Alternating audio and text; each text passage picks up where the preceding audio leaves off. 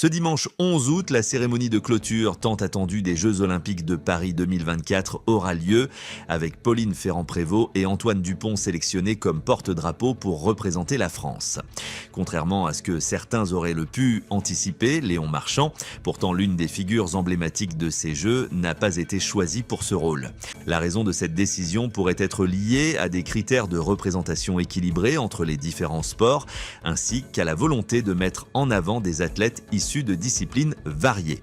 Ferrand-Prévot, championne de cyclisme, et Dupont, star du rugby, incarnent ainsi deux aspects différents du sport français, illustrant la diversité et l'excellence des athlètes tricolores.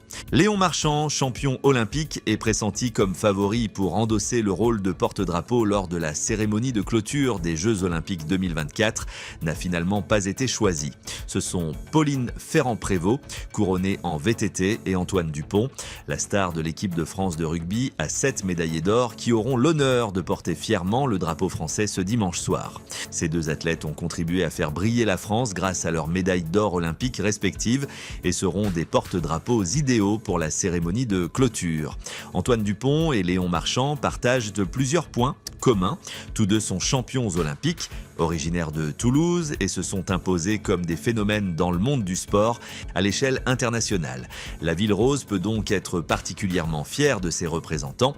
C'est un aspect plutôt positif pour le Comité national olympique et sportif français, CNOSF.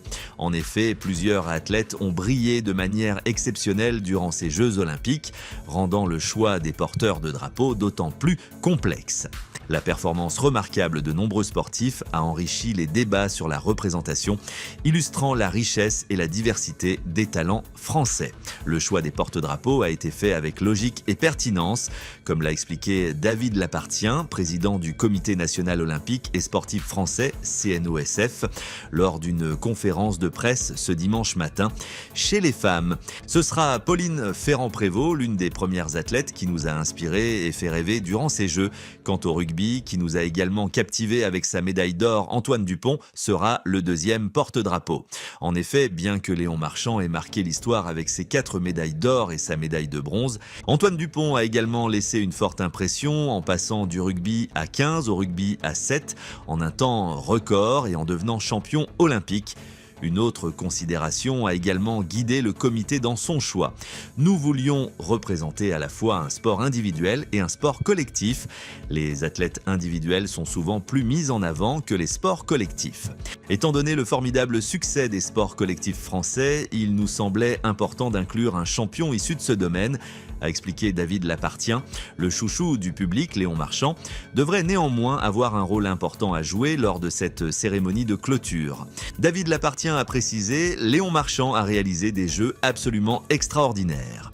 Il y aura sans doute au cours de cette soirée diverses façons de mettre en valeur certains athlètes.